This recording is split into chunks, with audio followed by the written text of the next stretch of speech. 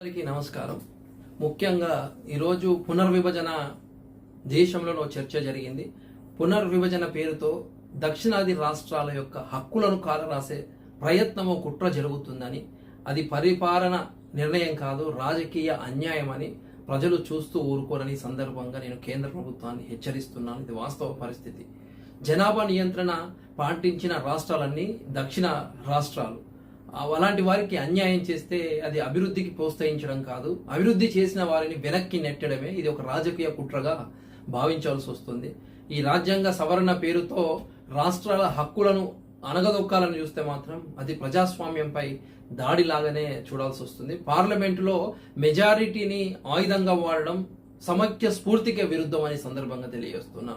ఈ తెలంగాణతో పాటు ఈ దక్షిణాది రాష్ట్రాలపై నిర్ణయాలను బలవంతంగా రుద్దితే ఇది ఒక రాష్ట్ర సమస్య కాదు, ఇది ఫెడరల్ నిర్మాణాన్నే కదిలించే విషయం అనే సందర్భంగా తెలియజేస్తున్నాను. అసలు పునర్విభజనకు ప్రమాణాలు ఏమిటి, ఎవరికి లాభము, అసలు ఏంది, నష్టాలు ఏంది, మెరిట్స్ ఏంది, డిమెరిట్స్ ఏంది, ఈ ప్రశ్నలకు మీరు స్పష్టత ఇవ్వకుండా కేంద్ర ప్రభుత్వం మేము ముందుకెళ్ళి మీ యొక్క ఆలోచనలు మీ యొక్క ఉద్దేశాలనే రుద్దుతా అంటే మాత్రం అది కరెక్ట్ కాదని సందర్భంగా తెలియజేస్తున్నాను.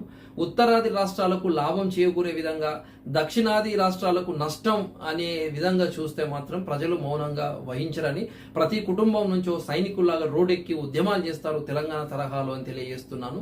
ఈ దక్షిణాది రాష్ట్రాలతో ఏమైనా చర్చలు చేశారా అనేది ఒక ప్రశ్నే.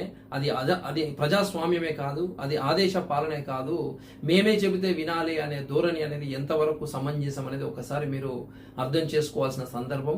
మహిళా రిజర్వేషన్ బిల్లును ముసుగుగా వాడి పునర్విభజనను బలవంతంగా అమలు చేయాలనుకుంటే మాత్రం అది చట్ట ప్రక్రియ కాదు, అది ఒక బుల్డోజర్ పరిపాలన లాగా ఉంటుంది.